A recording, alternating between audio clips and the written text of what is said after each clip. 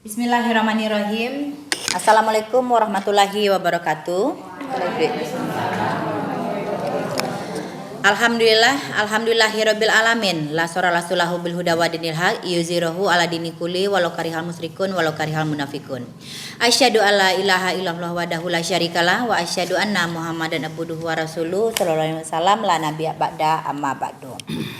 Terima kasih saya ucapkan kepada ibu-ibu yang alhamdulillah hadir di tengah-tengah presentasi kami dalam kegiatan pemaparan presentasi kami yang berjudul Diseminasi Budaya Positif pada pagi menjelang siang ini. Yang terhormat Ibu Kepala Sekolah, alhamdulillah telah hadir, Ibu-ibu Kaprof, ibu-ibu Kabeng dan juga ibu-ibu umum mata pelajaran di SMK Negeri 4 Payakumbuh ini. Perkenalkan, saya Debbie Marisa dan rekan saya Ahmad Rifki dan sebelahnya Hidayatul Rafles. Tujuan kami mengumpulkan ibu-ibu di sini untuk membagi ilmu yang selama ini kami dapatkan selama kami mengikuti kegiatan CGP Angkatan 11 ini. Semoga apa yang kami paparkan pada pagi hari ini bermanfaat untuk perkembangan sekolah kita, untuk kemajuan sekolah kita yaitu SMK Negeri 4 Payakumbuh. Jadi mungkin tidak berlama-lama, untuk presentasi pertama saya tuturkan kepada Pak Ahmad Fikri untuk presentasi kita pada pagi hari ini. Silakan Bapak. Makasih Bu Debbie atas waktunya. Assalamualaikum warahmatullahi wabarakatuh. Waalaikumsalam warahmatullahi wabarakatuh. Alhamdulillahirabbil alamin hamdan yuwafi ni'amahu wa yukafi mazidah. Ya Rabbana lakal hamdu wa lakas syukron kama yambaghi li jalali wajhikal karimi wa azimi sultanik. Bersyukur kita selalu kepada Allah Subhanahu wa taala, waktu dan kesempatan masih diberikan kepada kita sehingga kita bisa berkumpul di ruangan yang berbahagia ini dalam rangka kegiatan diseminasi budaya positif sebagai tugas aksi nyata modul 14 dalam kegiatan pendidikan guru penggerak angkatan 11 Kota Payakumbuh, Sumatera Barat. Sholawat beriring salam selalu kita kirimkan pada junjungan alam Nabi Muhammad sallallahu alaihi wasallam. Allahumma sholli ala Muhammad wa ala ali Muhammad.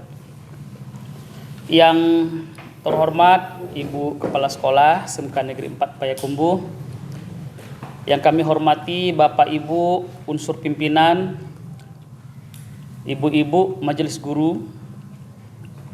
Seperti yang sudah disampaikan di awal oleh Bu Debbie, bahwa ini adalah kegiatan diseminasi dalam rangka berbagi praktik baik selama kegiatan pendidikan guru penggerak angkatan 11 yang kami ikuti di Kota Payakumbuh.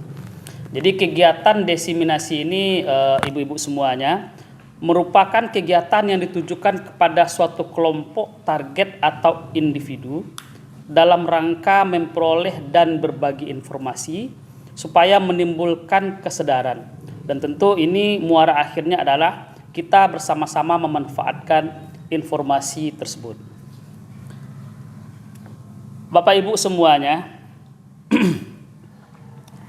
dalam pendidikan guru penggerak kita mengenal istilahnya, ada yang kenal dengan nama istilah restitusi.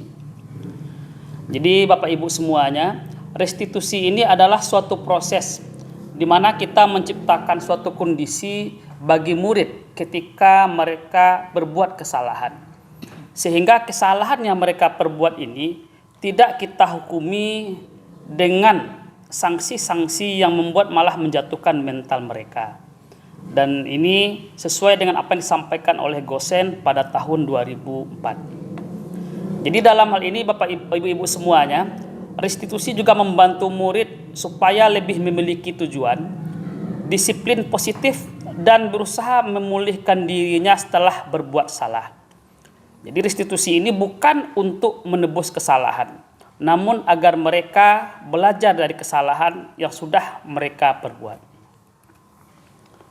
Jadi dalam hal restitusi ini, ada istilahnya namanya segitiga restitusi ibu-ibu semuanya.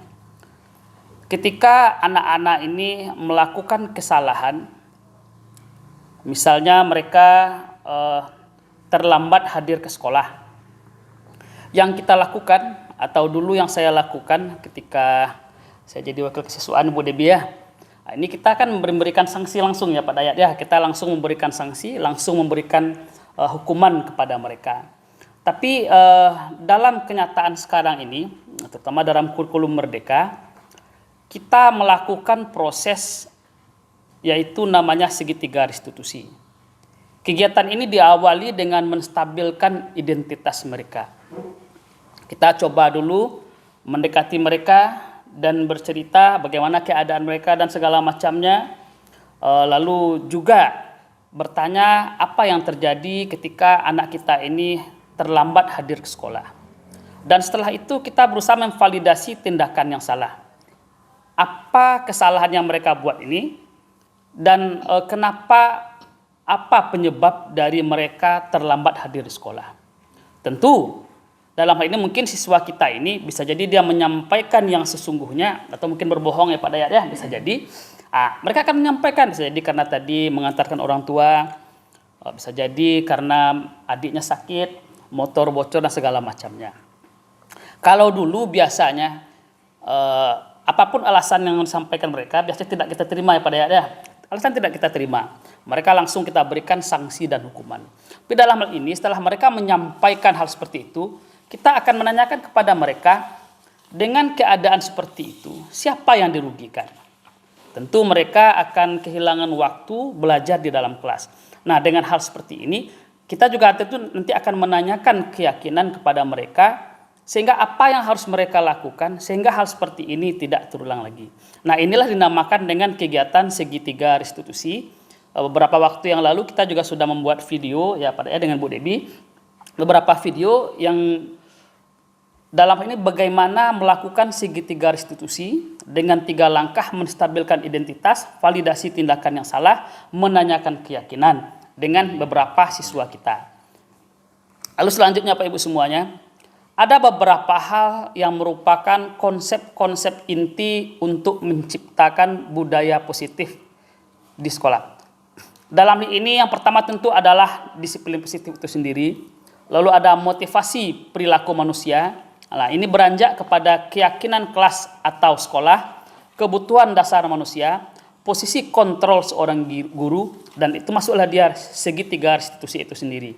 Nanti beberapa hal ini juga nanti akan ditambah penjelasannya oleh Pak Dayat. Selanjutnya ini tidak terlepas semuanya budaya positif ini selalu terkait dengan apa yang kita namakan dengan profil pelajar Pancasila. Yang dalam hal ini ada nomor 1, beriman bertakwa kepada Tuhan yang Maha Esa dan berakhlak mulia. 2, mandiri. 3, bergotong royong. 4, berkebinekaan global. 5, bernalar kritis dan kreatif.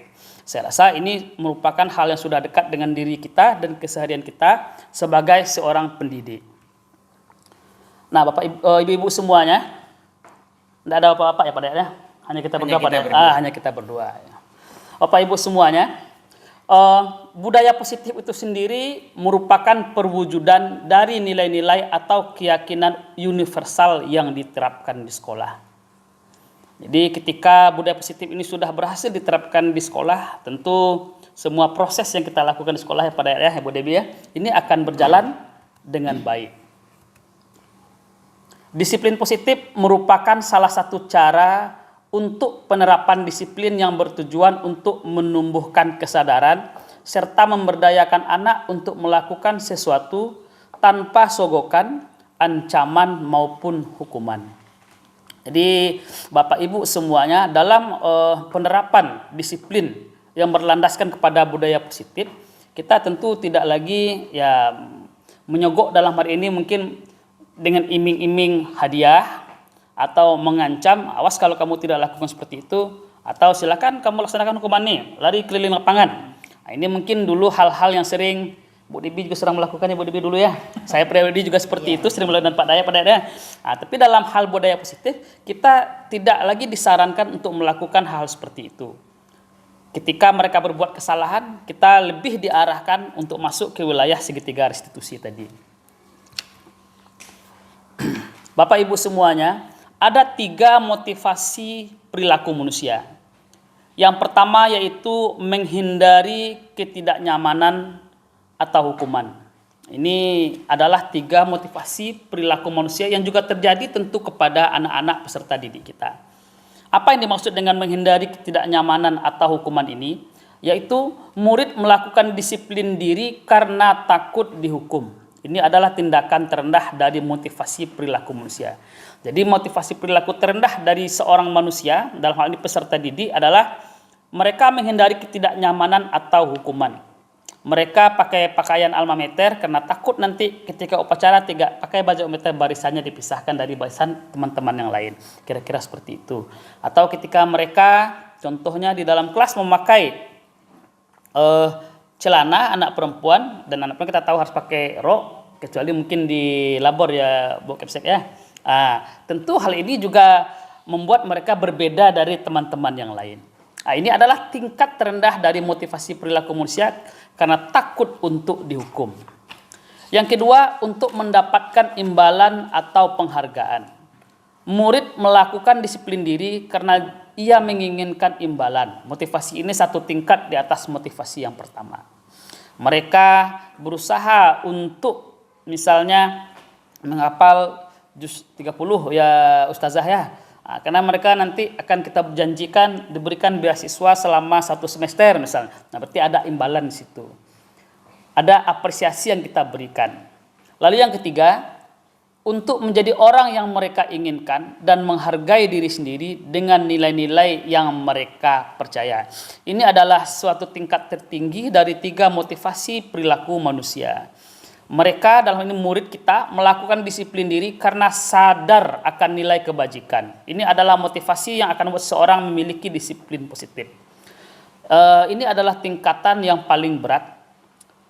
Dan kadang-kadang saya merasa ini juga lip service, karena memang menerapkannya luar biasa untuk menumbuhkan kesadaran kepada murid, terutama kita di SMK dengan latar belakang anak-anak kita yang memang berbeda dengan anak-anak yang masuk inputnya ke SMA ya Pak Dayat ya. Tentu menerapkan ini berat. Tapi tentu bagaimanapun itu, tentu tingkat yang ketiga ini tetap kita usahakan kepada anak-anak kita, sehingga memang anak-anak kita berbudaya positif di sekolah dan berdisiplin memang merupakan suatu kesadaran dari diri mereka sendiri. Untuk selanjutnya kita masuk ke keyakinan kelas, ini akan dijelaskan lebih lanjut oleh Pak Dayat kepada Pak Hidayatul Raffles. Waktu kita persilahkan. Silakan Pak Dayat. Baik, terima kasih Pak Ujeng yang telah menjelaskan tentang restitusi. Segitiga restitusi yang sebenarnya sebaiknya secepatnya kita terapkan pada masalah anak, di mana restitusi ini menunjang ya, menjadi penunjang utama bagaimana menciptakan keharmonisan kita dengan anak. Kita menjauhi hukuman kepada anak karena itu bisa membuat tabiat anak itu lebih keras dan mendendam kepada kita. Jadi memang benar sekali yang seperti yang disampaikan Pak Pujeng. Jangan sampai anak ini melakukan sesuatu itu karena takut kita hukum atau mengharapkan sesuatu imbalan yang besar dari kita. Jadi memang kita mengharapkan anak-anak kita ini, apalagi di kalangan SMK ini, bisa menyadari yang baik itu dilakukan dan yang tidak baik itu mereka tinggalkan. Mungkin itu sekilas ulasan dari saya. Selanjutnya kita akan melanjutkan tentang materi keyakinan kelas yang akan disampaikan oleh Bapak Hidayatul Raffles. Kepada Bapak kami silakan. Izin Bapak Ibu, ibu-ibu silakan dicicipi sarapannya karena kita sudah masuk dan melewati jam sarapan ya. Silakan kita santai saja, tidak usah pegang ya waktu ibu ya. Silakan dicicipi sarapan. Jadi kita sambil presentasi sambil menikmati sarapan. Ya, terima kasih Bu Debi. Boleh saya berdiri? Oh boleh, silakan. Pak Dayat mau berdiri Pak ya. Kita jangan tegang ya Bapak Ibu semuanya. Ayo Bu silakan. Kita santai. Kita santai dalam segitiga restitusi tadi, dalam menghadapi anak. Kalau anak berbuat salah, biasanya sebelum-sebelumnya kita marah, menghadapkan wajah yang marah kepada murid-murid kita yang melakukan kesalahan, terlambat gitu, atau melakukan pelanggaran yang lainnya. Jadi dari segitiga restitusi ini saya teringat salah satu hadis Rasulullah dari seorang yang ingin belajar kepada Rasulullah, dan pelajaran yang diberikan oleh Rasulullah yaitu jangan marah gitu. Itu saja. Jangan marah Ya, Pak, ya. jadi dari menghadapi siswa yang nakal-nakal ini, kita tidak boleh marah. Baik, dari 3 motivasi perilaku manusia, selanjutnya kita melanjutkan ke keyakinan kelas. Oke, sambil menikmati hidangan yang tersedia, silahkan dinikmati. Saya akan menjelaskan keyakinan kelas. Keyakinan kelas ini bersifat lebih abstrak daripada peraturan kelas yang dibuat. Peraturan yang lebih rinci dan lebih konkret. Keyakinan kelas berupa pernyataan-pernyataan universal atau yang secara umum, yang biasanya digunakan dengan kalimat positif. Jadi, pernyataan keyakinan kelas biasanya dibuat dengan kalimat yang positif beranjak dari peraturan kelas. Ya. Contohnya seperti ini.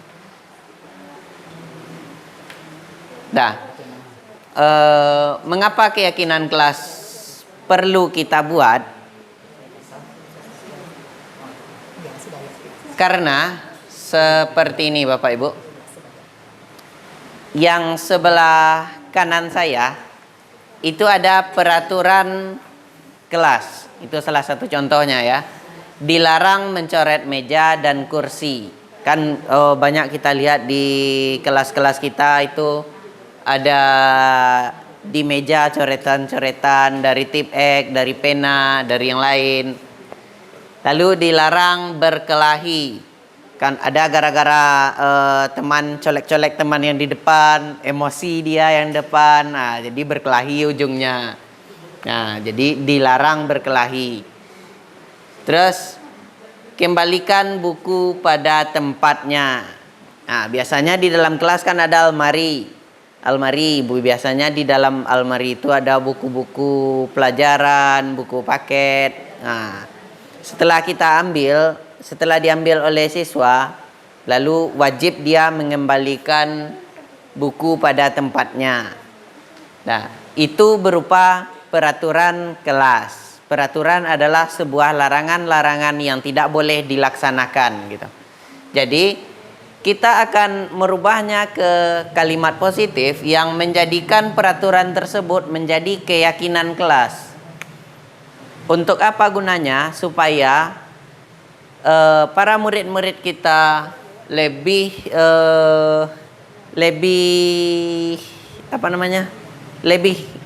sadar gitu, lebih menguatkan di dalam hati mereka bahwa memang seperti ini harusnya kita di kelas gitu.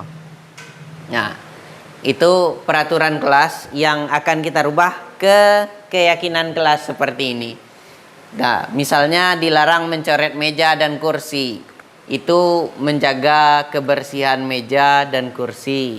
Atau bisa juga kita jadikan dengan menjaga kebersihan segala yang ada di dalam kelas gitu.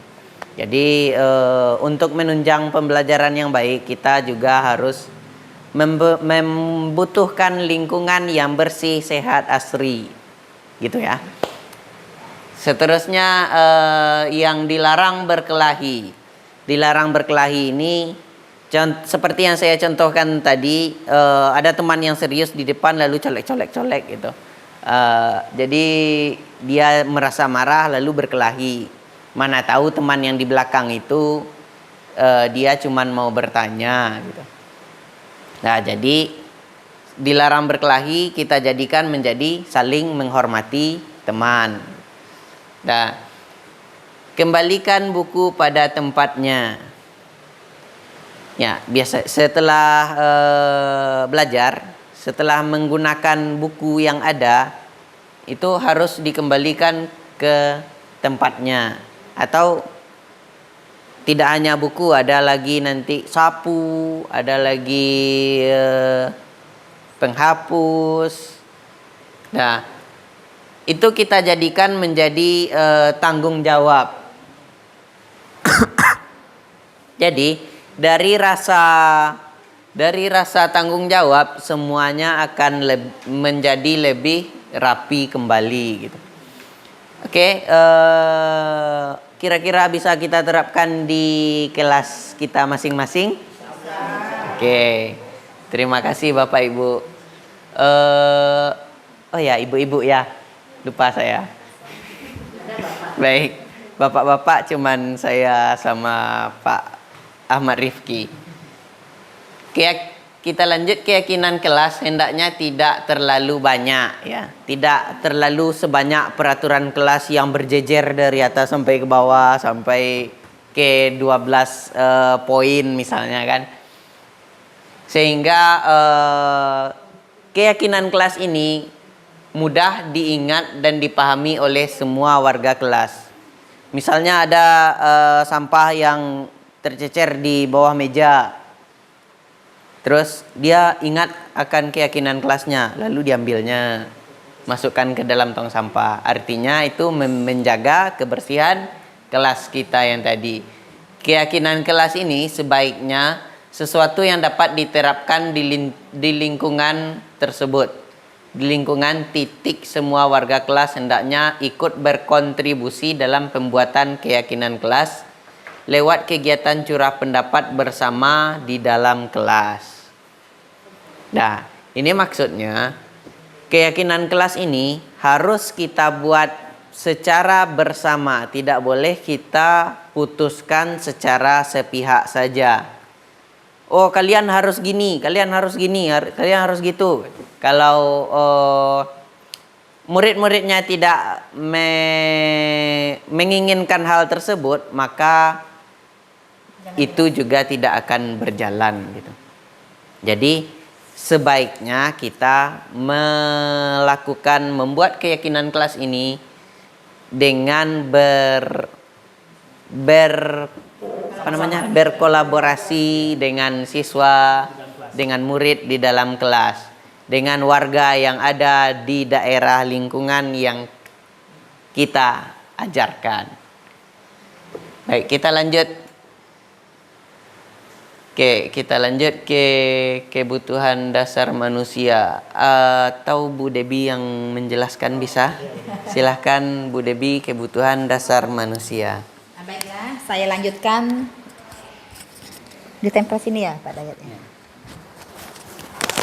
Saya duduk saja ya ibu-ibu ya. Di sini saya akan melanjutkan tentang materi kebutuhan dasar manusia. Di mana kebutuhan dasar manusia itu harus meliputi 5 aspek ya ibu ya. Dan di 5 aspek itu memang harus terpenuhi. Salah satu aspek saja tidak terpenuhi, maka kurangnya kebutuhan manusia, kebutuhan kita sebagai manusia itu tercakup dan menikmati hidup itu kurang rasanya.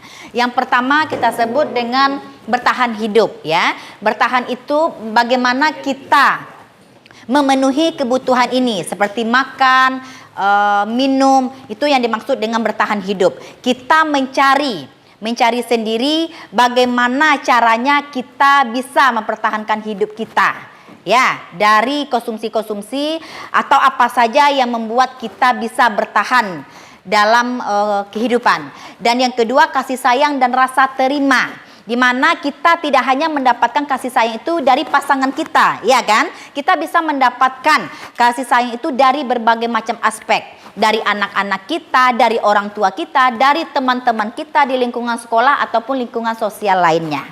Begitu maksud saya. Dan yang tiga, penguasaan. Di mana penguasaan ini kita dapatkan dari sebuah kebebasan, dari sesuatu yang memang kita inginkan. Ya, kita tidak tertekan dalam hal apapun. Apapun bentuknya, tidak ada penekanan untuk kita. Kita dipaksa untuk melakukan sesuatu itu padahal kita tidak ingin. Ya, bukan hanya kita, dan anak-anak kita, murid-murid kita juga membutuhkan hal yang seperti itu. Setelah itu kebebasan. Ya, seperti hampir sama dengan penguasaan tadi, bedanya kalau kebebasan ini, makanya di sini kita juga menerapkan pembelajaran diferensiasi di mana anak-anak itu memiliki kebebasan tersendiri bagaimana dia menerima pembelajaran sesuai dengan versi mereka. Ya, mungkin salah satu anak sukanya belajar mandiri, kita persilahkan ibu-ibu. Yang satu anak sukanya belajar kelompok, kita persilahkan. Itu maksudnya kebebasan dalam pembelajaran. Berarti bukan hanya kita yang membutuhkan kebebasan itu. Kita mengutamakannya untuk anak. Bagaimana kenyamanan anak itu selama belajar. Ya, agar materi yang kita sampaikan itu sesuai dengan harapan kita, diterima oleh anak-anak kita. Selanjutnya kesenangan. Ya, kita menciptakan permainan ice breaking dalam setiap penyampaian materi, gunanya adalah anak-anak itu senang belajar dengan kita. Jadi bukan hanya tegang saja yang dihadapi selama kelas itu berlangsung, tetapi juga ada unsur-unsur kebahagiaan dan kesenangan yang mereka dapatkan selama belajar dengan kita. Selanjutnya Pak Dayat. Posisi kontrol guru, yaitu menghukum, membuat rasa bersalah teman, pemantau, dan manajer. Coba kita lihat selanjutnya. Ada perbedaannya di sana. Di sini ada perbedaan-perbedaan dari contoh penerapan 5 posisi kontrol yang biasanya kita terapkan kepada anak. Yang pertama, menghukum. Patuhi aturan sekolah lalu berdiri di depan kelas. Hukuman ini kalau bisa dari sekarang tidak kita pakai lagi. Karena apabila anak memakai, kita masih menerapkan itu kepada anak, posisi kontrol yang berbentuk hukuman itu, anak-anak akan tidak nyaman dan dendam kepada kita. Contohnya anak terlambat datang ke sekolah, kita suruh anak berlari. Fisik mereka akan terkuras dan hati mereka pun akan kacau sebelum anak-anak itu masuk ke dalam kelas. Jadi kita upayakan untuk tidak melakukan hukuman lagi kepada anak-anak karena kegunaannya juga tidak ada. Yang kedua, membuat rasa bersalah, di mana beberapa kali Ustadz harus memberitahu antum, Ustadz kecewa sama antum. Sebenarnya ini bisa kita terapkan, tetapi kalau bisa kita akan melakukan hal yang lebih ringan kepada anak. Ya, karena menuduh anak atau menekan anak dengan kalimat seperti itu bisa membuat hati anak itu terluka, Ibu. Nah, selanjutnya teman. Nah, teman itu adalah restitusi. Ayolah yang tertib. Buat Bu Guru bangga kali ini tidak apa-apa, kamu salah. Di sana kita menganggap anak itu sebagai teman. Bagaimana kita menghadapi anak itu sama besar dengan kita. Mungkin bahasa-bahasa yang kita gunakan, hai bro, bagaimana kabar kamu? Jadi anak itu merasa dekat dengan kita. Dan posisi ini bisa kita pakai untuk penerapan kita sekarang. Selanjutnya pemantau, kamu sudah melanggar, apa peraturan dan konsekuensinya. Ini juga bisa kita terapkan, di mana pemantau ini kita mengingatkan akan kesalahan anak itu kembali. Keyakinan kelas yang sudah kita ciptakan, kita ingatkan kepada anak itu kembali. Kamu masih ingat bagaimana kesepakatan kelas kita? Kalau terlambat apa hukumannya, apa konsekuensinya, kita ingatkan kembali. Jadi anak-anak merasa sadar akan kesalahannya. Selanjutnya manajer, di mana apakah kamu tahu kesalahan, kira-kira bagaimana kamu memperbaiki kesalahannya. Dan inilah posisi kontrol manajer, inilah yang sepatutnya kita pakai, di mana kita menjadi teman juga kepada anak, menjadi pemantau juga, dan menjadi solutif, ya, mencarikan solusi bersama dalam masalah anak. Jadi kita tidak hanya melihat atau menyampaikan kesalahan anak saja, tetapi kita bersama-sama mencari solusinya. Kita menjadi teman ia, menjadi pemantau ia, menyadarkan anak akan kesalahannya dan merangkulnya kembali, mencari solusinya kembali. Ya, jadi kita harapkan ilmu yang kita dapat itu bisa kita sampaikan di sini supaya teman-teman dan ibu-ibu juga di sini tahu apa yang harus kita lakukan terhadap kesalahan anak itu, agar anak memang benar-benar menyadari kesalahannya dan tidak mengulangi kesalahan yang sama. Selanjutnya,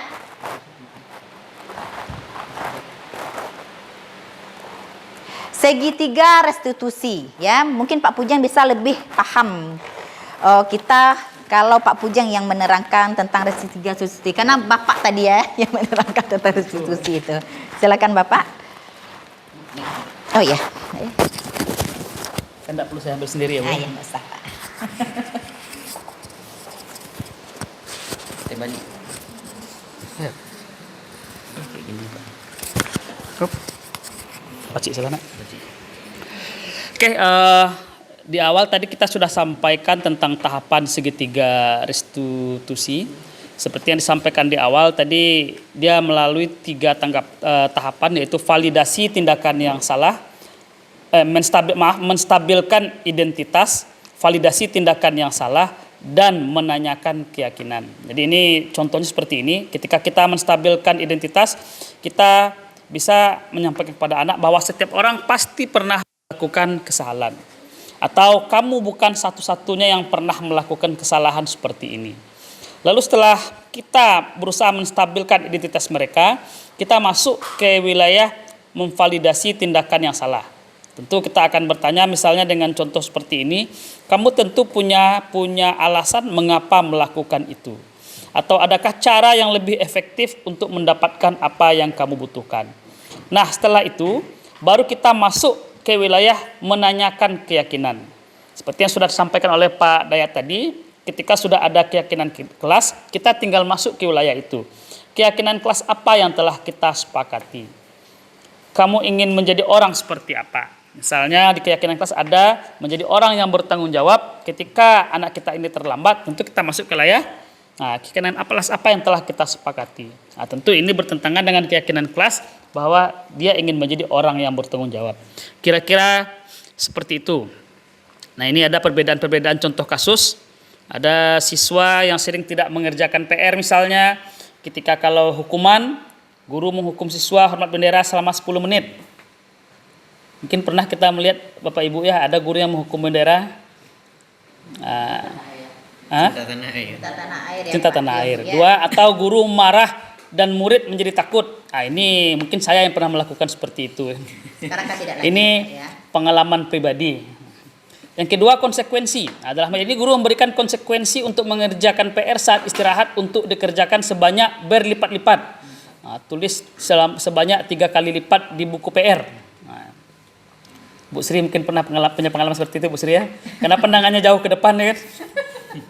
Yang kedua, guru tegas dan siswa menghormati peraturan. Nah, yang ketiga, kalau kita melakukan restitusi, maka tentu dalam hal ini yang dilakukan oleh guru adalah 1, misalnya guru menanyakan keyakinan kelas dirinya dan membantu siswa menyelesaikan masalahnya. 2, guru terbuka dan siswa menghormati dirinya dan orang lain. Nah, mungkin itu bisa disampaikan Bu Debi. Kita kembalikan ke Bu Debi. Ya, mungkin itu saja ya ibu-ibu tentang presentasi kami. Sekilas saya akan mengulas kembali tentang segitiga restitusi itu, di mana apabila kita menghadapi seorang anak atau murid yang sedang bermasalah, contohnya terlambat masuk ke kelas, kita jangan memarahinya dulu. Tanyakan alasannya dulu. Dari segitiga restitusi itu ada tahapan-tahapan mengapa anak itu bisa berubah dan tidak melakukan keterlambatan kembali. Maka kita lakukan segitiga restitusi itu. Kita tanyakan dulu Bu. Ya, kita tanyakan dulu menstabilkan identitasnya. Ya, kita panggil baik-baik, kita tanyakan dulu alasan anak itu terlambat. Mereka terlambat bukan karena tanpa alasan. Ya, mungkin mereka membantu orang tuanya, motornya mogok di jalan dan lain sebagainya. Kita cari tahu dulu. Dan yang kedua, tanyakan lagi keyakinan apa yang telah mereka langgar. Nah, berarti mereka ingat, seandainya saya melakukan kesalahan itu lagi, maka saya akan mendapatkan konsekuensi ya namanya ya Pak ya, konsekuensi itu kembali. Jadi kalau kita sudah merangkul anak dengan rasa sayang, dengan rasa cinta, maka anak akan menjawabnya dengan senang hati pula Bu, dan insya Allah tidak akan melakukan hal itu kembali. Dan yang ketiga itu menanyakan keyakinan sudah, dan selanjutnya kita cari solusi bersama. Ya, kita cari solusi bersama. Seandainya ibu berikan kamu waktu atau kesempatan lagi, apakah tidak akan terlambat lagi nak? Maka anak akan menjawab tidak Bu. Lalu bagaimana kamu supaya tidak terlambat? Kita lemparkan kembali kepada anak itu. Mungkin dia mengatakan, mungkin saya terlambat itu Bu karena sering main HP sampai tengah malam. Untuk besok saya tidak akan melakukan halnya lagi. Jadi pertanyaan yang kita berikan itu, anak itu yang langsung mencari solusinya dan tentang masalah yang sedang dihadapinya. Mungkin itu saja tambahan dari saya Ibu. Terima kasih. Dan untuk selanjutnya apabila ada pertanyaan dari presentasi yang telah kami sampaikan, dipersilahkan. Kalau masih ada yang ragu, ingin menambahkan kritik atau sarannya, silakan. Silakan Bu Liza. Maksudnya tadi Bu Liza sudah bisik-bisik kayaknya Pak. Bu Liza guru agama kita ya. Iya, Bu Liza adalah guru agama kita di SMK Negeri 4 Guru luar biasa. Silakan Bu. Tidak bisa di luar. Bismillahirrahmanirrahim. Assalamualaikum warahmatullahi wabarakatuh. Waalaikumsalam warahmatullahi wabarakatuh. Sebelumnya terima kasih kepada Ibu Debbie yang sudah memberikan kami kesempatan dalam hal ini ingin menanyakan terkait dengan penerapan 5 kebutuhan dasar manusia di lingkungan sekolah. Nah, jadi yang ingin saya tanyakan itu terkait dengan bagaimana cara kita untuk menerapkan 5 kebutuhan dasar ini di sekolah. Mungkin hanya sekian saja, saya kembalikan ke Ibu Debbie. Terima kasih. Ya, terima kasih Bu Liza. Masih ada?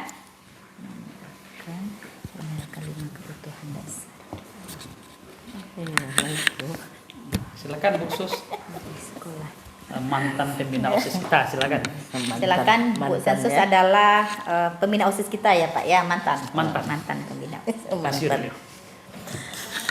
Baiklah, Ibu Debbie, Pak Ahmad Rifki dan Pak Dayat, izin untuk bertanya dari presentasi yang telah dipaparkan tadi, apakah sama kasus pada anak bisa dilakukan ketiga restitusi tersebut?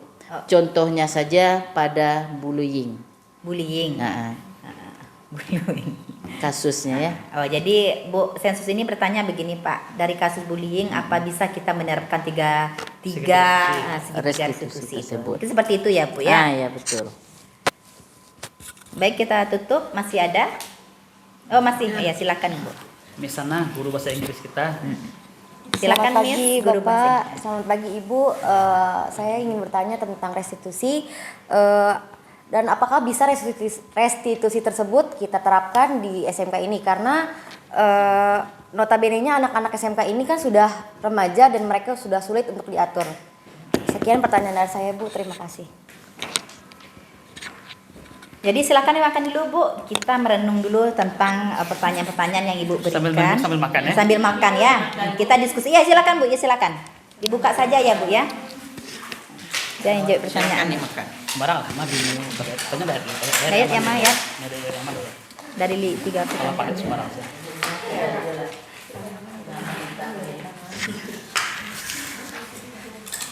Pak Dayat, pertanyaan dari siapa yang mau menjawab? Boleh kita ketiganya, boleh kita jawab sama-sama saja. Oke. Baiklah, sambil kita menikmati sarapan yang sudah ada di atas meja, kami mencoba untuk menjawab satu persatu pertanyaannya ya Ibu ya. Yang pertama, 5 kebutuhan dasar dan cara menerapkan 5 kebutuhan dasar itu di sekolah. Itu pertanyaan dari Bu Liza. Mungkin pertanyaan ini bisa dijawab dulu oleh Pak Ahmad, silakan. Kadang menanya udah ya.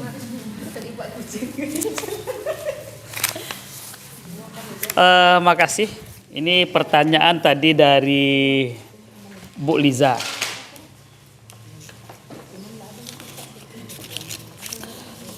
tentang apakah kita bisa memenuhi 5 kebutuhan dasar manusia ini. Jadi kita sama-sama paham bahwa guru pendidik kita adalah manusia dan siswa kita juga adalah manusia. Kata kuncinya di sini adalah ketika seorang murid melakukan suatu perbuatan yang bertentangan dengan nilai-nilai kebajikan, melanggar peraturan, ini sebenarnya dikarenakan mereka gagal memenuhi kebutuhan dasar mereka. Jadi kebutuhan dasar mereka tidak terpenuhi. Seperti misalnya contoh kebutuhan bertahan hidup. Seperti yang tadi disampaikan oleh Bu Debbie, kebutuhan bertahan hidup ini adalah misalnya kesehatan, rumah, dan makanan. Anak kita ini mungkin tidak punya uang jajan. Dia lapar, haus. Di rumah kena marah. Kamar di rumah tidak ada, tidur di ruang tamu.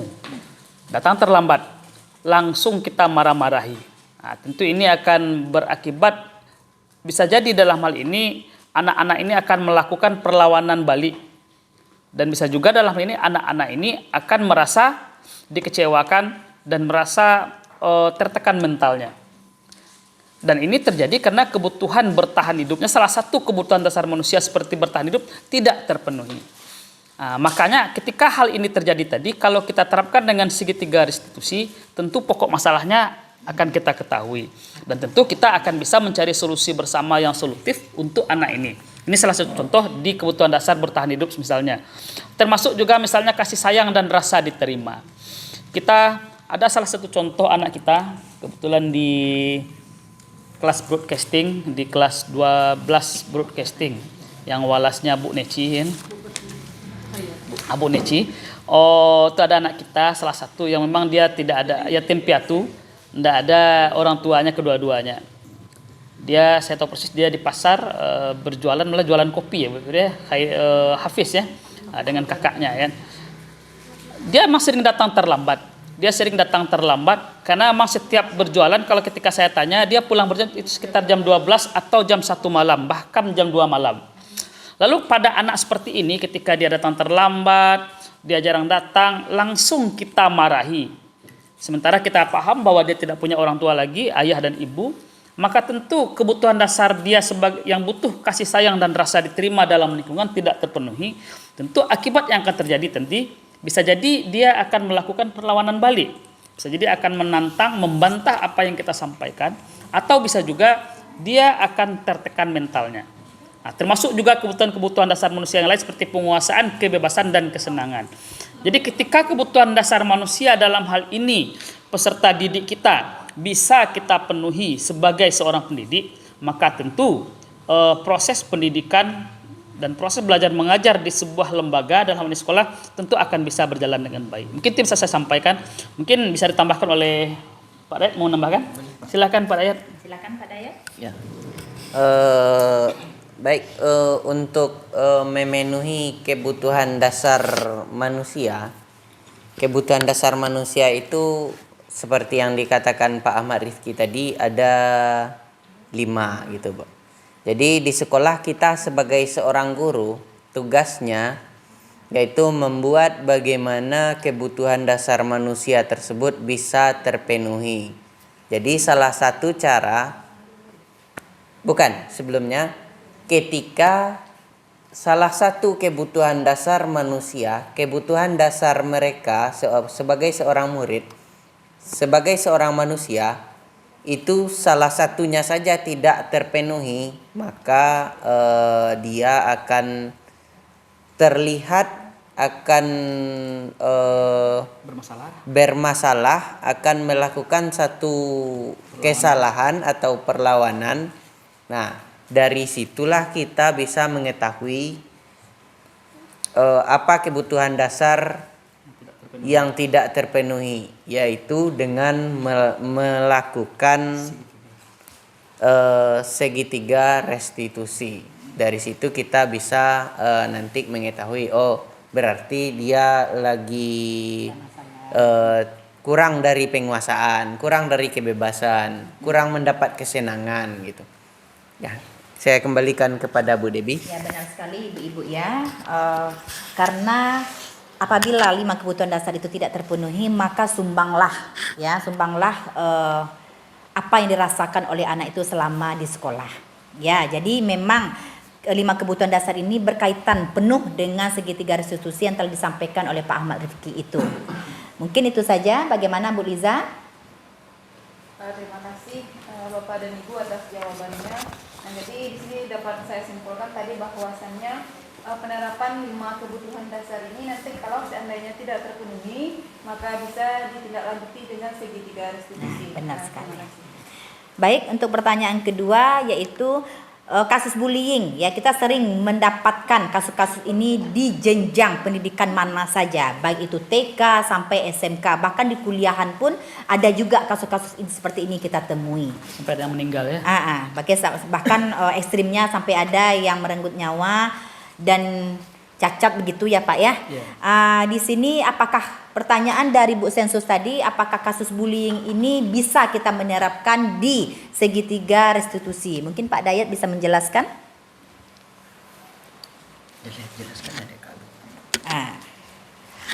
Sebenarnya sangat bisa Ibu ya, karena restitusi, segitiga restitusi itu kita memecahkan masalah anak, termasuk dengan kasus bullying ini. Kita panggil kedua-duanya pelaku dan korban. Karena kalau di kasus bullying itu pasti ada pelaku dan korban. Kita mendapatkan 2 tokoh yang berperan dalam kasus itu. Kita panggil kedua-duanya. Mungkin kita akan menitik beratkan kepada sang pelaku. Kita tanyakan alasan mereka melakukan hal seperti itu, dan apakah apa yang mereka lakukan itu merugikan dia dan orang lain, dan bagaimana solusinya untuk tidak melakukan hal itu lagi. Hal itu kembali. Mungkin seperti itu. Juga kita menerapkan kepada korban, kita tanyakan mengapa sang pelaku bisa menindas sang korban. Apa alasannya? Itu seperti itu kan. Dan kita tanyakan, kira-kira agar sang anak atau sang murid tidak mendapatkan hal atau pengalaman yang sama kembali, apa yang harus dilakukan? Kita kerjakan sama-sama untuk mencari solusinya. Kita pertemukan kembali. Mungkin segitiganya seperti itu yang bisa kita terapkan agar hal itu tidak terjadi di kemudian hari. Dan untuk penambahannya dari Pak Pujeng silakan. Kasus bullying. Seperti yang sudah disampaikan Bu Debbie tadi, ya memang ya kasus bullying ini adalah kasus yang luar biasa. Ketika dulu waktu saya menjadi wakil kesiswaan, ini juga banyak terjadi kepada anak-anak kita. Dan tentu dengan adanya pendidikan guru penggerak yang sedang kita jalani saat ini, dan juga kita berbagi praktik baik kepada teman-teman semuanya, tentu kasus bullying ini bisa kita terapkan penyelesaiannya dengan menggunakan segitiga restitusi. Sama seperti Bu Debbie sampaikan tadi, dengan melakukan 3 langkah tadi, maka tentu anak-anak biasanya pelaku bullying ini kan lebih dari 1 ya Pak Dayat. Bisa kita panggil, kita validasi semuanya dan keyakinan sehingga akhirnya mereka akan paham bahwa apa yang dirasakan teman mereka ketika dibully itu ketika dilakukan kepada mereka seperti juga lah akan mereka rasakan. Dan ini sangat kita sangat harapkan sekali ini bisa kita lakukan di sekolah kita, karena luar biasa kita baru beberapa waktu yang lalu mendengar bahkan dengan kasus bullying seorang dokter pun bisa bunuh diri jadinya ya. Jadi ini luar biasa. Dan dulu juga pernah terjadi ada anak sekolah yang bunuh diri gara-gara kasus bullying. Jadi kita berharap dengan melaksanakan segitiga restitusi, tentu kasus bullying ini bisa kita minimalisir kejadiannya di sekolah kita. Mungkin Pak Ed ingin menambahkan? Silakan Pak Ed. Terima kasih Pak. Mengenai segitiga restitusi, apakah bisa dilaksanakan dengan menggunakan kasus? Menggunakan segitiga restitusi dalam mengatasi kasus bullying. Oke. Kasus bullying ini pelakunya banyak dan juga bisa kita saring pelakunya satu persatu. Siapa yang jadi pelaku utama, siapa yang jadi yang peran pembantunya gitu. Ya. Jadi pelaku utama ini bisa kita melakukan segitiga restitusi dengan pelaku utama ini, itu berarti sangat bisa sekali. Kenapa dia melakukan bullying? Karena salah satu kebutuhan dasar manusia daripada dirinya sendiri itu ada yang tidak terpenuhi. Nah, dari kebutuhan dasar manusia yang tadi, kita bisa melakukan tindakan melalui segitiga restitusi. Nah, setelah mendapatkan solusi, mendapatkan keyakinan, mendapatkan solusi dari segitiga restitusi yang kita jalankan, maka insya Allah akan berjalan baik. Saya kembalikan kepada Bu Debbie. Baik, terima kasih Pak Dayat dan Pak Ahmad yang telah memaparkan jawabannya dari pertanyaan Bu Sensus, Miss Bahasa Inggris kita ya, tentang kasus bullying yang memang semarak di kalangan remaja, anak-anak bahkan sampai dewasa pun hal ini lumrah terjadinya. Jadi mengatasinya dengan segitiga restitusi itu memang sangat membantu agar hal ini tidak terjadi lagi atau minimalnya meminimkan hal-hal seperti ini terjadi lagi di lingkungan masyarakat atau di lingkungan sekitar kita. Selanjutnya pertanyaan ketiga itu dari Miss kita juga tentang restitusi ini bisakah diterapkan di kalangan SMK Bapak? Bagaimana menurut Bapak? Yang seperti ditanyakan oleh Miss Hana tadi, apakah restitusi ini bisa diterapkan di SMK? Memang ya, kalau kita melihat background, latar belakang anak-anak kita yang masuk ke SMK ini mungkin agak berbeda dengan input yang masuk ke SMA. Tapi bagaimanapun itu, pada dasarnya setiap anak itu adalah sama.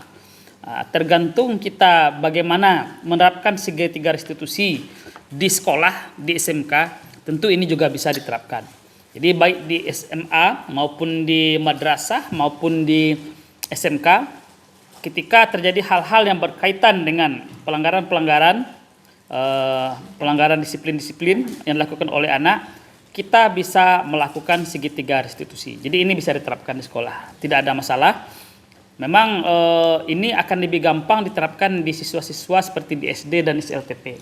Tapi pada siswa SLTA dengan pelaksanaan yang tepat, dengan perlakuan yang benar, tentu ini juga akan berbuah hasil positif pada anak-anak kita. Mungkin Pak Dayat ingin menambahkan, silakan Pak Dayat. Baik, ketika apakah bisa segitiga restitusi diterapkan dengan di sekolah SMA atau SMK?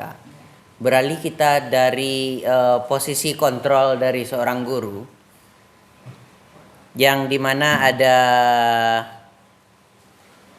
5 tadi: penghukum, pembuat rasa bersalah, teman, pemantau, atau manajer. Jadi kita sebagai yang di SMK, yang di tingkat SMA dan SMK, tingkat SLTA, kita hendaknya itu berposisi sebagai seorang manajer.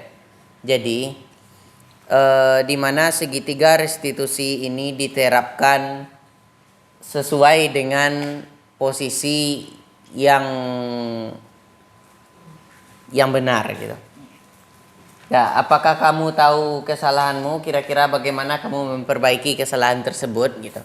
Jadi dengan cara kita meletakkan diri kita di posisi kontrol sebagai seorang manajer, dengan tidak menghukum, tidak menekan, tidak membuat siswa yang melakukan kesalahan tersebut merasa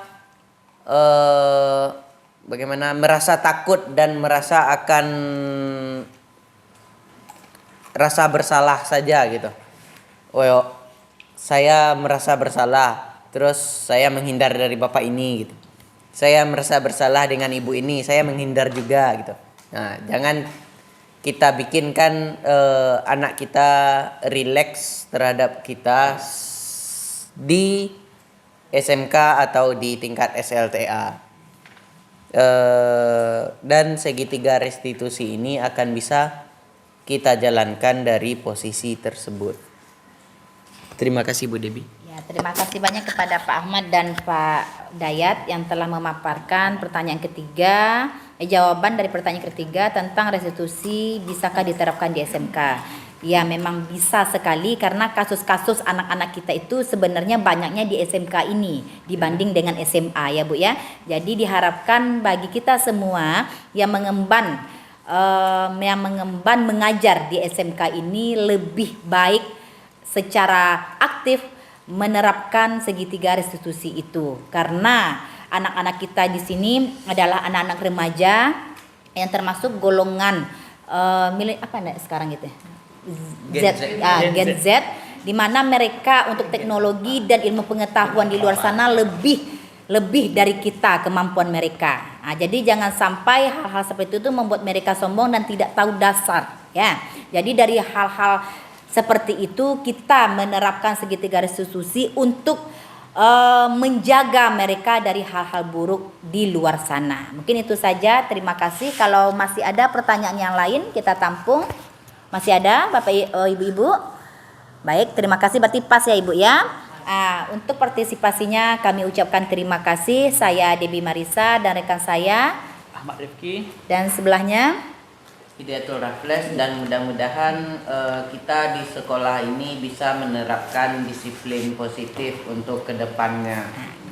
dan menerapkan segitiga restitusi juga. Begitu ya Bapak-bapak ya. Baik, terima kasih. Assalamualaikum warahmatullahi wabarakatuh. Waalaikumsalam. Tepuk tangan Cek Lubu. Makasih.